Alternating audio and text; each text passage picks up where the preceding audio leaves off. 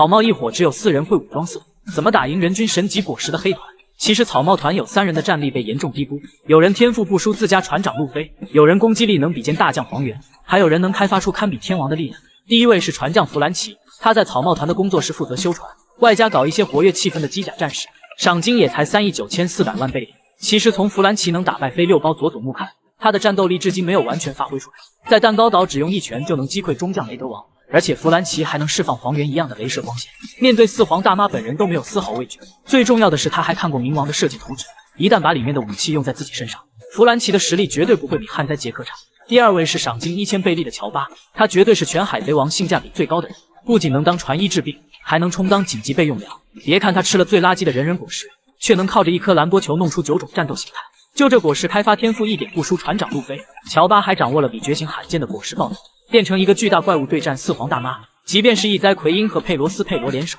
乔巴也能与他们2人有一战之力，真正的战斗力应该能达到江星水准了。第3位是航海士小贼猫纳美，曾经草帽海贼团战斗力最弱的人，却靠着一根天后棒获得3亿6600万赏金。娜美的缺点就是霸气和体术太弱，一旦与敌人近身战斗很容易被暴走，但是娜美的输出能力绝对是最顶尖的，尤其是在天后棒与雷云宙斯融合后，仅仅是一次攻击就能干掉飞6包润体。尾田曾在 SBS 中说过，娜美最适合响雷果实，只要吃下它就能成为输出最强的人。现在有了宙斯等同获得响雷果实，说不定在未来娜美能像艾尼路一样，开发出可以毁灭一座岛屿的招式，拥有远古兵器天王那样的恐怖力量。海贼王中最强的7把妖刀排名更新，3代鬼彻隐藏能力揭晓提升3名，最强的一把妖刀已经被索隆彻底摧毁。第7名是特拉法尔加罗的佩刀鬼窟，据说那是一把妖刀，至今没展示过特殊能力。罗用手术果实觉醒时能让刀伸长几十米，是果实能力所致还是刀本身的属性暂且不知。不过罗每次战斗都是依靠手术果实，可见妖刀鬼窟对战斗力的提升并不大。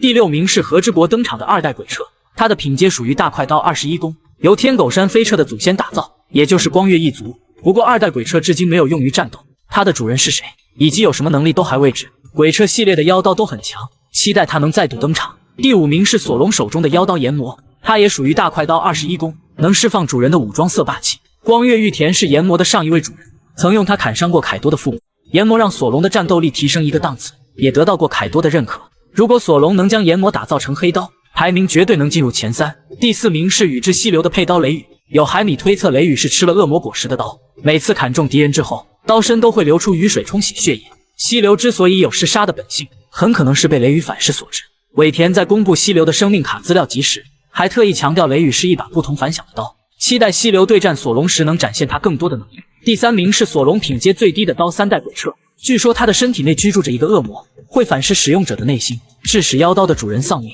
3代鬼彻的品阶只属于2快刀50弓，也有粉丝期待索隆能将他替换掉。目前索隆正在对抗五老星奈斯兽狼圣，对方拿着妖刀初代鬼彻，还是一把无上大快刀。同时古马很在乎索隆手中的3代鬼彻，应该是鬼彻系列的刀都有着某些特殊的能力，只是索隆还没有将那种力量掌握。第2名就是内斯兽狼圣的初代鬼彻，品阶位于无上大快刀12弓，还可能是一把黑刀，斩杀敌人之后会让伤口被瞬间冰封，它无疑是鬼彻系列中最强的一把。第1名是被诅咒的七星剑，它的体内封印着一个妖怪，会在满月的时候现身，让使用者失去意识，获得无尽杀戮的力量，破坏力甚至不输任何一件古代兵器。索隆也曾拿起过七星剑，差点被其中的妖怪吞噬，最终被索隆折断，最强妖刀也就此消失。原来蒂奇的2个妹妹已经在蜂巢岛登场，也难怪他会去找汉库克抢夺甜甜果实。当年马尔科曾说过，黑胡子的身体存在异性，或许就是他能吃下多个恶魔果实的原因。从黑胡子的海贼气可以推断，他很可能存在3个心脏。后来尾田在海贼王的杂志中公开过黑胡子的母亲以及他2个妹妹的模样，不过他们是否还活着，剧情中却没有给出过介绍，因此有不少海米推测黑胡子的2个妹妹就住在他体内，这也是黑胡子能吃2个恶魔果实的真正原因。他身体内一共有3个心脏，每个心脏都能承受1颗果实，而且还能解释黑胡子为什么不需要睡觉。2个妹妹会轮流接管身体，让他可以一直保持清醒。七武海制度废除后，黑胡子立马去九蛇岛抢甜甜果实，这段剧情让人非常不能理解。石化能力需要美貌才能发挥作用，黑胡子长得那么丑，这不妥妥浪费甜甜果实的神级能力吗？后来尾田公开甜甜果实的图鉴，外形上很可能是一个双生恶魔果实，不仅有让一切敌人石化的能力，还具有海妖美杜莎的怪兽力量。目前黑胡子在进攻方面有能毁灭世界的阵阵果实，防守端有能吸收一切的自然系暗暗果实，唯一缺少的是一个动物系果实，用来恢复身体的损伤。假如甜甜果实真是双生果实，具备2种能力：海妖美杜莎的动物系能力，可以让黑胡子的实力再进一步。在漫画中曾出现过一个细节，黑胡子在蜂巢岛登场，身边有2个美女，一个是长头发，一个是短头发，模样上很像是他的2个妹妹。难道说尾田给出这个细节，是表明黑胡子的妹妹还活着吗？他之所以去九蛇岛抢夺甜甜果实，并不是留着给自己所活，而是留给其中的一个妹妹吃，这样才能发挥出石化的能力。不过这只是海米一厢情愿的推测而已，更愿意相信黑胡子有3颗心脏，才能吃下3个恶魔果实。为了让索隆成为世界第1大剑豪，尾田居然削弱了2皇级2大将级强者。在所有的皇父之中，岩灾境的赏金最高，有13亿9千万贝里，比4皇守门员马尔科还高。而且他还是被称为神的远古露娜利亚一族。本以为他有接近大将的战力，却没有对索隆造成很大困扰。当索隆觉醒霸王色征服妖刀炎魔，一招飞龙式即便将其击败，不仅没有展示露娜利亚一族的强悍基因，也没有使用果实觉醒能力，更加没有强大的3种霸气用法。当下霸王色和觉醒多如牛毛，只能说岩灾境被削弱了。进入弹头岛后，索隆的第一个对手是 CP0 的卡库。面对曾经击败自己的对手，卡库第一时间开启果实觉醒，索隆都没有使用最强的3刀流，在场面上就能完全压制卡库。如果不是司徒西让卡库晕倒，用不了多久索隆就能将他击败。卡库是 CP0 的强者，外加果实觉醒能力，实力应该接近准大将。不过从对战索隆的表现来看，最多也就海军中将的水平。海军之所以敢废除七武海制度，就是因为贝加庞克制造了炽天使。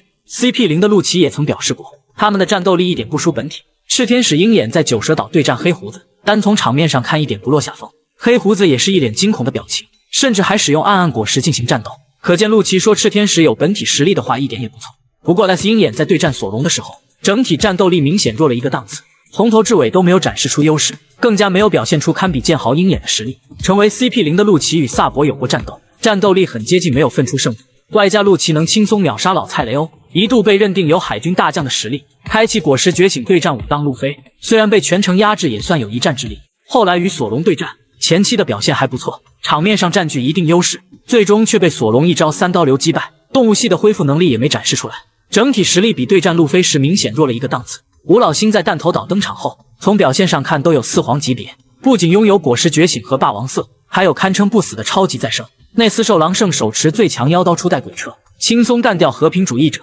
他也被认定是索隆登基最强剑豪，必须击败的对手之一。不过内斯受狼圣在解决波尼时，战斗力好像变弱了一个档次，不仅被山治一脚踹飞，攻击也不能对山治造成伤害。这样的内斯受狼圣还能让索隆的实力再度进化吗？4个人抢走神级恶魔果实，惨遭报应，其中有2人自己没有吃却丢掉性命，还有1个果实反被抢走变成残疾人。38年前，天龙人在神之谷举办狩猎活动，他们为胜利者提供了6个恶魔果实当奖品。当时最强的洛克斯海贼团突然抵达，夏洛特00第一时间奔着恶魔果实而来，他抢走了幻兽种鱼与果实青龙形态，不过自己没有吃，却把它送给了凯多。之后凯多靠着这颗果实一步步成为4皇，被称为世界最强生物，赏金高达46亿1110万贝里。夏洛特00则是不断生孩子，也成为雄霸一方的海上皇帝，去和之国找路飞报仇，惨遭基德和基拉联手击败，最终与凯多一起洗岩浆浴丢掉性命。如果当年大妈把鱼与果实给自己的孩子，夏洛特00海贼团还会是最弱的4皇吗？知道特拉法尔加罗也是地之一族后，克拉松决定让他脱离唐吉诃德海贼团，带着他四处寻找手术果实治疗伯千病。得知德雷克老爸把手术果实卖给海军，他一个人闯入交易地点将其抢走，并拿着手术果实逼迫罗将他吃掉。自己是海军卧底的身份暴露后，被亲哥哥多弗朗明哥用枪干掉。不过罗没有让克拉松的命白白丢掉，多年后与路飞一起击溃唐吉诃德海贼团。泰佐洛曾经是当过天龙人的奴隶，趁着泰戈尔登上红土大陆逃离圣地，后来从明哥手中抢走超人系金晶果实，并将其开发到觉醒状态，被世人称为黄金帝。不过泰佐洛的最终结局也不好，被路飞击败之后，关入推进城中失去自由。13年前，香克斯带着红发海贼团盘踞在东海，据说是寻找某件宝贝，却整天泡在马奇诺的酒吧。后来红发海贼团攻击了 CP9 组织的福兹福，并从对方手中抢走了超人系橡胶果实。那颗果实还有另一个名字，人人果实幻兽种尼卡形态，在马奇诺的酒吧被生气的路飞吃掉。之后香克斯为了救他，还被近海之王咬掉一条胳膊。好在路飞已经觉醒成为太眼神尼卡，难道就是让他寻找橡胶果实，迎接乔伊波伊归来吗？拥有当今最强的幻兽种尼卡果实，以及至少2件能毁灭世界的古代兵器，身为史上第一位海贼的乔伊波伊，为何会在800年前的战争中输给伊姆呢？有人说伊姆掌握着能毁灭世界的远古兵器，就是多弗朗明哥口中隐藏在圣地的大秘宝。不过从目前的剧情来看，乔伊波伊至少拥有2件古代兵器，他曾允诺让鱼人族能到太阳下生活，可见人鱼公主海王波塞冬应该是乔伊波伊的同伴。还有他曾让光月一族留下历史正文，也能推断出冥王普罗托是乔伊波伊的武器。即便伊姆拥有天王乌拉诺斯，也不能战胜拥有2件古代兵器的乔伊波伊。还有人说伊姆使用了大杀器圣母烈焰，一次攻击就能让露露西亚王国彻底消失，可是那个时候贝加庞克还没有将它制造出来。况且乔伊波伊所在的巨大王国具备的科技力量远超贝加庞克的认知。其实乔伊波伊对战伊姆为何会输，尾田在2处剧情之中已经给出了暗示。第一个就是佐乌相主犯下的错误，桃之助曾说过相主是乔伊波伊的同伴，不知道在800年前犯下了何种错误，才被光月一族惩罚在大海中不停行走。目前可以知道相主是和之国开国的钥匙，也能让远古兵器冥王普鲁托重见天日。当年他犯下的那个错误很可能和冥王有关系，也是导致乔伊波伊败给伊姆的关键。第二个是停放在弹头岛的巨大机器人，贝加庞克说他曾在几百年前攻击过玛丽乔亚，因为能力耗尽不能动弹，才被他带回弹头岛研究。后来我们知道他也是乔伊波伊的同伴之一。尾田也表明巨大机器人要向乔伊波伊谢罪，不出意外他在800年前所做的某种决定导致了乔伊波伊在对抗伊姆的时候战败。凯多老师曾说过，海贼是一定会叛变的。曾经拥有众多顶级强者的洛克斯海贼团也因为内部出现了问题，才会被卡普和罗杰击败。难道说乔伊波伊也遭到了同伴的背叛吗？你知道从和之国归来的索隆有多狂妄吗？评价凯多是扭来扭去的一条蛇，吓得世界最强剑豪鹰也满脸冷汗。此时在弹头岛的研究层上， CP0 的卡库见到老对手索隆很兴奋，两人的战斗也看不出谁能占据上风。卡库虽然表现得一脸轻松，却主动开启了长颈鹿果实觉醒形态。斯图西和陆奇还在讨论如何才能将贝加庞克干掉。4台赤天使突然从天而降，他是主动参战帮助 CP0 的几个人。弗兰奇和贝加庞克的分身立马出动帮忙，山治却在替索隆担忧，没找到大秘宝就要牺牲了，结果被船霸娜美狠狠教训了一顿。变身完成后的卡库立马向索隆发起攻击。当年在司法岛被击败后，一直想着有一天能找索隆报仇，附着武装色的长鼻子攻击却没有起到一丁点效果。索隆略微不屑地来了一句，反正砍死了都是一具尸体，在和之国打弯弯曲曲的东西太烦了，贬低卡库的同时还顺带把凯多嘲讽了一顿。此时 CP0 的陆奇下令毁掉实验室，4台赤天使各显神通发起一轮猛攻，斯图西却在此时变成吸血鬼形态，咬了卡库一口，让其乖乖昏睡过去。原来他是洛克斯海贼团 Miss 巴金的克隆人，陆奇也感到十分惊讶，没想到他会成为自己的敌人，立马发动纸枪攻了过去，却被对方用指挥残影躲开。斯图西拿出海楼式口红，抱住陆奇，朝着脖子咬了一口。见到卡库和陆奇双双倒地，索隆以为是对手发生了内讧。斯图西表明不会伤害草帽一伙，他是贝加庞克安排的卧底。赤天使们却没有停手的意思，他们还在持续破坏实验室。SSG 鹰眼拔刀砍向莉莉丝，斩击却被索隆挡了下来，两人也随即战成一团。场面上明显是索隆占据优势，曾挡住4皇黑胡子的 SSG 鹰眼也被索隆吓得脸颊流出冷汗，可见索隆当着卡库嘲讽凯多也确实有狂妄的资本。弗兰奇也在此时赶到，接住从空中掉落的莉莉丝。山治在娜美的命令下救下了爱迪生，在贝加庞克分身的命令下，4台赤天使主动停止攻击。索隆还想着研究赤天使到底是什么东西，听到山治的嘲讽后，两人立马又打了起来。不过草帽一伙将会面临更大的危机，大将黄猿正陪同在萨坦上，带着100艘军舰赶来弹头岛。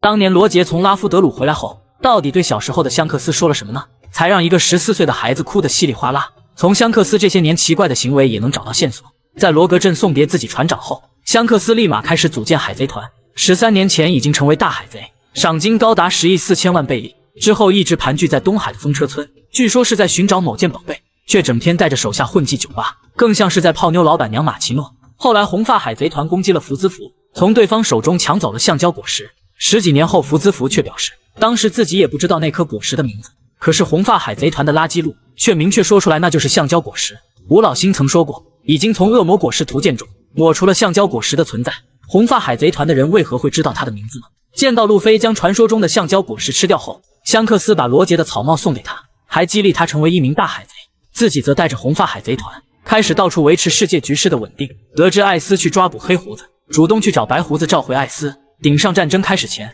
不仅阻拦凯多和进去马林范多搞事情，自己也带领部下来到马林范多，护送奄奄一息的路飞逃走。世界会议期间前往玛丽乔亚，告知吴老星要特别注意某个海贼。之后又来到和之国的近海，帮助路飞赶走海军大将绿牛。香克斯的这一系列迷之行动，好像都是在确保路飞顺利成长。目前草帽团在弹头岛冒险，路飞开启武档对战 CP0 的陆奇。贝加庞克告诉草帽团的众人，那就是传说中的太阳神尼卡，也是乔伊波伊吃下的恶魔果实，已经被世界政府彻底抹除才对。如此来看，红发海贼团的人知道橡胶果实的名称，应该就是当年罗杰从拉夫德鲁回来后告诉香克斯的，让香克斯去找到那颗果实，保护乔伊波伊的继承人顺利成长。乔伊波伊留下的5件遗物全部公开，路飞得到其中2件，还差点毁掉1件。世界之王伊姆的手中也有1件。随着贝加庞克公布消失的100年历史，有关乔伊波伊的线索也逐渐多了起来。他在800年前给世人留下了5件遗物，第1件是将世界连成一片的大秘宝 One Piece， 它就隐藏在最终之岛拉夫德鲁。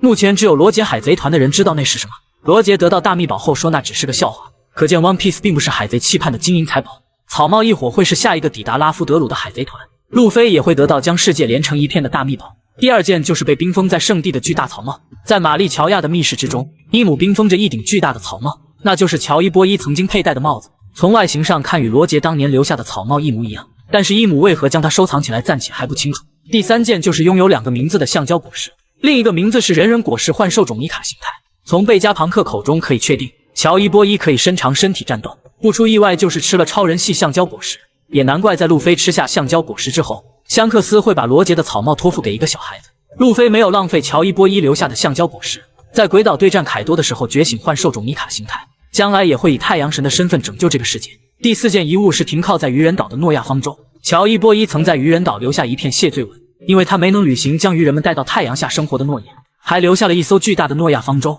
草帽团去渔人岛冒险时，路飞还差点将其摧毁。贝加庞克说未来整个世界会被大海吞没，到那个时候诺亚方舟将拯救无数的人类，渔人族也可以顺理成章地前往太阳下生活。乔伊波伊留下的第5件遗物是巨大机器人，在弹头岛上一直隐藏着一个巨大机器人，他在几百年前攻击过圣地玛丽乔亚，最终因为能源耗尽才被贝加庞克拿去研究。随着路飞在弹头岛使用尼卡形态下的解放之鼓，巨大机器人也再次启动，帮助草帽团对抗海军。他应该就是路飞逃离弹头岛的最关键帮手。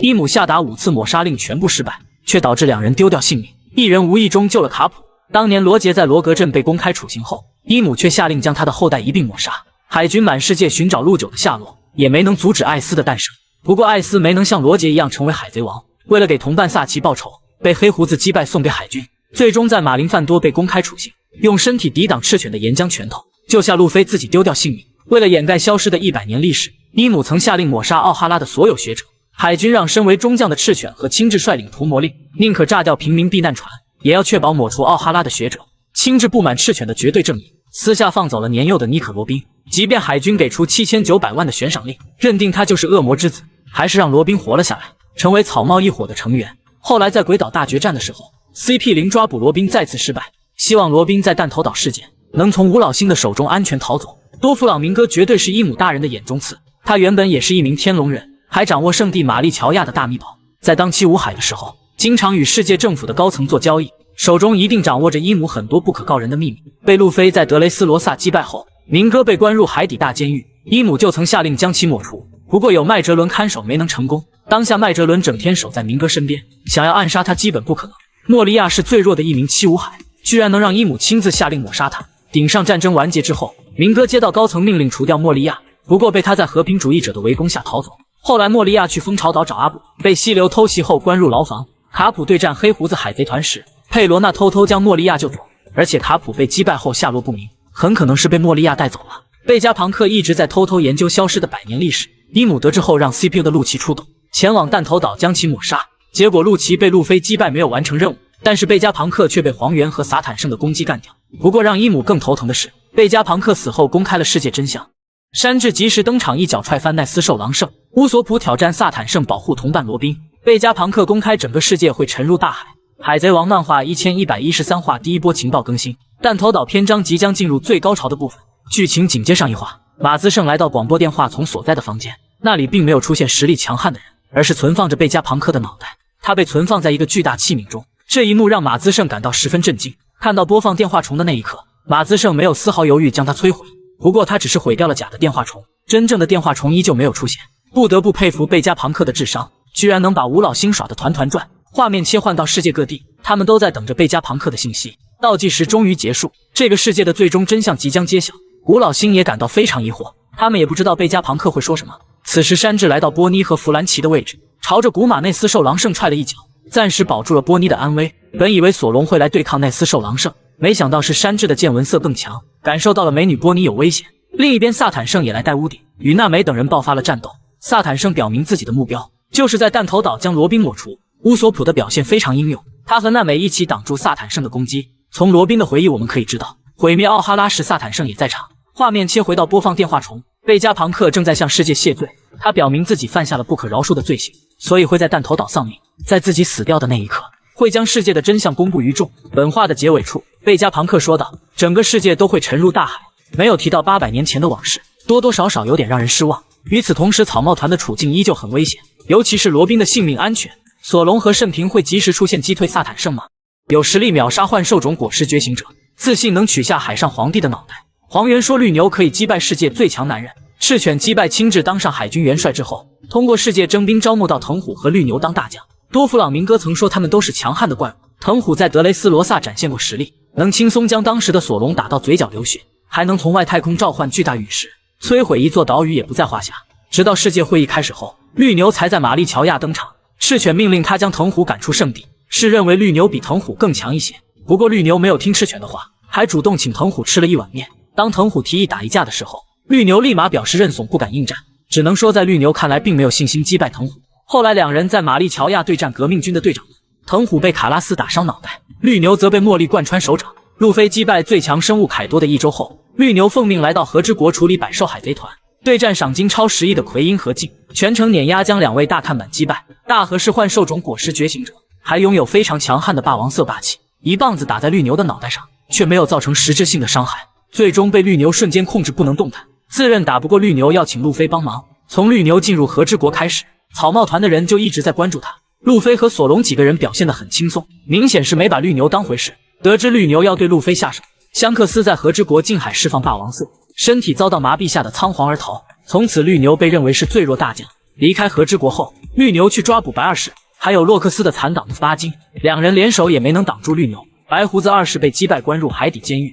别看白二世的赏金只有4亿8千万，却能击败白胡子的众多队长。黄猿曾评价过白二世的战斗力，说他一点也不逊色年轻白胡子。难道说大将绿牛的战斗力设定是能抗衡世界最强男人的存在吗？赤犬揭露克洛克达尔的战力上限，也难怪世界最强剑豪会给他2次面子。别看当年的老沙只有8100万的赏金，被刚刚出海赏金3000万的路飞击败，却在顶上战争凭借一句话，战斗力开始迅速飙升。见到不守信用的战果提前处刑艾斯，老沙立马甩出2把沙刀干掉2名刽子手，撂出一句吸粉无数的话，老子不想看到敌人很爽的样子。随后老沙开始抗衡多名顶级强者，脑袋被多弗朗明哥用线切掉，也能靠着果实能力瞬间恢复，甚至还暴露出一段往事。明哥曾邀请老沙当伙伴，惨遭拒绝，可见高傲的多弗朗明哥也很认可老沙的实力。世界第一剑豪决定不给红发面子，要在马林范多干掉路飞。七武海慎平站出来阻挡，结果一招都没扛住就被打飞出去。伊万科夫也想给路飞帮忙，攻击也没能对鹰眼造成伤害。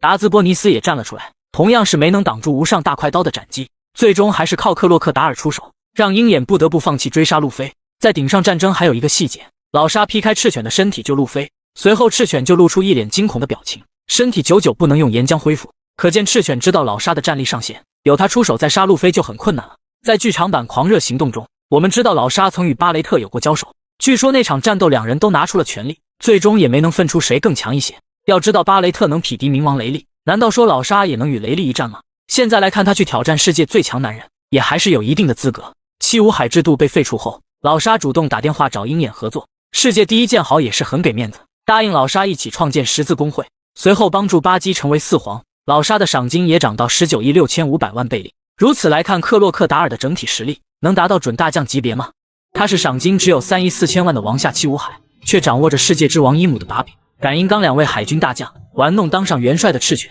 他是无恶不作的地下世界之王，也是海贼王中的最大善人，送出3个神级恶魔果实，却因为替路飞说了一句话葬送王位。他就是曾经的天龙人唐吉诃德多弗朗明哥，一个把暴君熊走成保镖的男人。去马林范多对抗白胡子海贼团，明哥全程都在划水，暴君熊把奥兹打成重伤，他上去补刀切掉对方一条腿。克洛克达尔干掉2名刽子手，他又上去切掉对方的脑袋。不过老沙靠着沙沙果实瞬间恢复，没有受到一丁点伤，反而暴露出自己当年的糗事，要求老沙当同伴，惨遭拒绝。明哥能寄生线控制乔兹，整体实力应该有白团队长级别。香克斯抵达马林范多救路飞，明哥很给面子的说了一句，让他活着会更加有趣。他应该也没有想到，正是那句话让他丢掉了王位。后来吴老星让明哥除掉莫利亚，带着和平主义者将其打伤，却被莫利亚用突然消失的能力捡回一条命。2年后，草帽团重新起航，与罗的红星海贼团组成同盟。他们在冰火岛抓走凯撒，逼迫多弗朗明哥放弃七武海之位。为了泄愤，明哥拿海军当出气筒，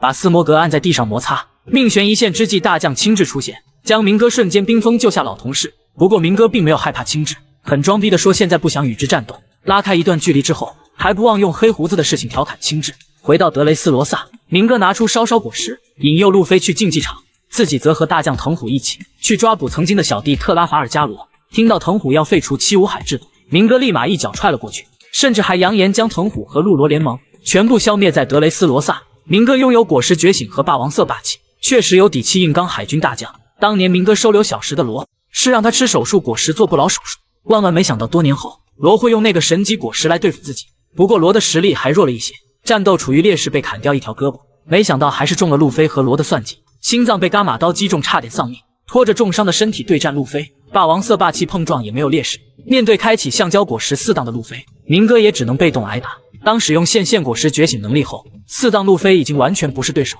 不过明哥受伤太重，外加分心控制鸟笼，身体逐渐达到极限，最终被恢复体力的路飞用大招元王枪彻底击败。被关入海底监狱的多弗朗明哥本想着能天天安心看报纸，可惜他知道的秘密太多，伊姆甚至派人去监狱刺杀他。一代枭雄多弗朗明哥还有机会重见天日吗？原来冥王雷利一共收过6个徒弟，3皇一帝还有2人是动物系能力者。路飞是所有人都知道的雷利徒弟。顶上战争完结后，雷利主动找到路飞，建议他将草帽团歇业2年，来提升所有同伴的实力。路飞则跟着雷利学习3色霸气，经过1年半的修炼，也才算掌握最基础的用法。武装色没有教从内部攻击的流鹰，路飞跟着和之国的暴五郎才学会。见闻色也没有教如何短暂预见未来，在绝境中对战卡塔库利才掌握这项技能。霸王色也没有教最顶尖的缠绕攻击，吃了凯多狼牙棒的攻击才最终掌握。还有对恶魔果实的开发，雷利只说过4档太消耗身体，被凯多差点打死才觉醒幻兽种尼卡形态。如此来看，雷利收路飞为徒，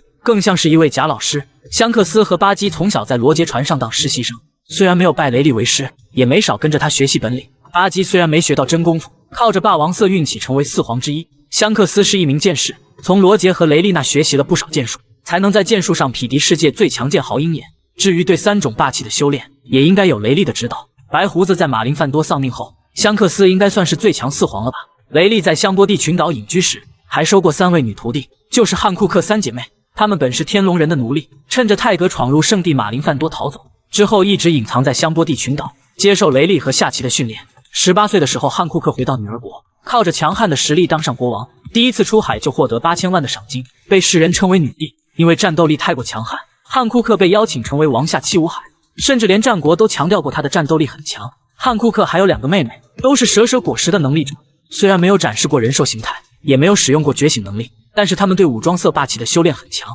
对战当时赏金3亿贝利的路飞，场面上看也应该有一战之力。香克斯公开卡塔库利的战斗力上限，也难怪黑胡子要派青雉去抓布林。在所以4皇的副船长之中，卡塔库利是第一个被打败的人，连当年路飞的4档都没能打赢。卡塔库利的赏金只有10亿5700万，也是所有皇父之中最低的一个。不过卡塔库利的各项能力都非常强，武装色霸气虽然没掌握流鹰用法，在硬度上能完全碾压当年的路飞。见闻色霸气能短暂的预见未来，也是属于非常顶级的一种境界。虽然拥有100万分之一的霸王色，却没有掌握最顶尖的缠绕攻击。还有卡塔库利也拥有恶魔果实觉醒，当年对战只拥有橡胶果实4档的路飞，不管路飞用出什么招式都会被压制，甚至让人觉得诺诺果实就是自然系，也让尾田在 SBS 中强调是特殊超人系。不过卡塔库利并没有对战过顶级强者，除了在蛋糕岛与4档状态的路飞交战，甚至连海军大将级别的人物都没打过。不过在红发歌姬中得到过香克斯的夸赞，卡塔库利去救自己的弟弟和妹妹们，使用见闻色观察歌之魔王内部的情况，